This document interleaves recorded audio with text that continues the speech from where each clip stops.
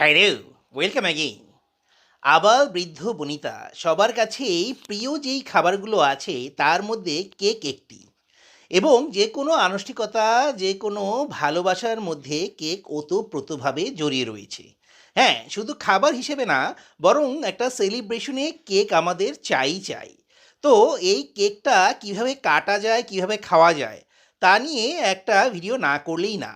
দেখো, আমি কেকটাকে প্রথমেই হচ্ছে 1/4 হচ্ছে গিয়ে একটা দাগ দিয়ে দিলাম এবং এইটাকে 1/8 টুকরা করে সুন্দর করে হচ্ছে নিয়ে নিলাম।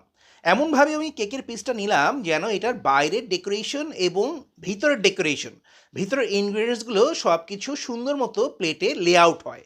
বুঝতে পেরেছো? মানে কেকটা কি চকলেট, ভ্যানিলা, না হচ্ছে অন্য কিছু দিয়ে তৈরি, সেটা যেন খুব সহজে বুঝতে পারো।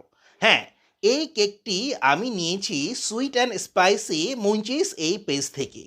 চমৎকার দেখতে, চমৎকার স্মেল। আর এটা কেকটার নামটাও তারা সুন্দর দিয়েছে, স্নিকার্স কেক। হ্যাঁ, স্নিকার বলতে আমি অনেক জায়গায় দেখেছি যে কিটক্যাট দিয়ে কেক বানিয়ে ফেলে। আমি মনে করেছিলাম স্নিকার হয়তোবা এর মধ্যে দিয়ে একটা কেক বানিয়ে ফেলবে।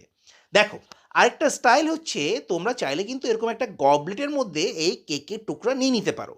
এতে কিন্তু অপচয়ও খুব কম হবে এবং খুব অনায়াসে আরাম করে তোমরা খেতে পারবে। এবং গবলেটের মধ্যে সেই কেকের অংশটা কিন্তু বেশ ভালোভাবে হাইলাইটেড হবে, দেখতে পেয়েছো?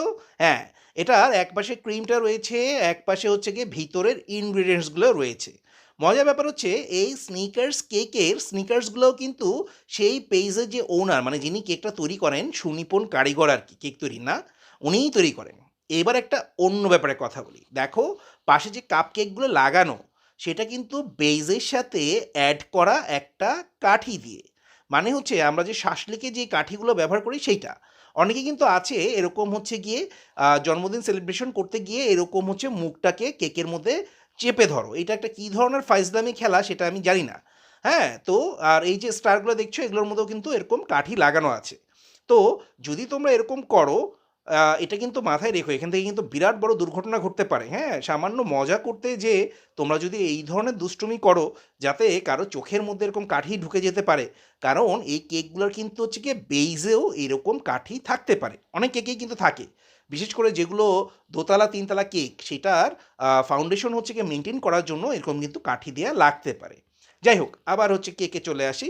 আমি প্রথমে মনে করেছিলাম এগুলো হয়তো বা ওই কাপ কেক হচ্ছে এর মধ্যে বসিয়ে দিয়ে তার উপরে একটু ক্রিম মাখিয়ে দিয়েছে।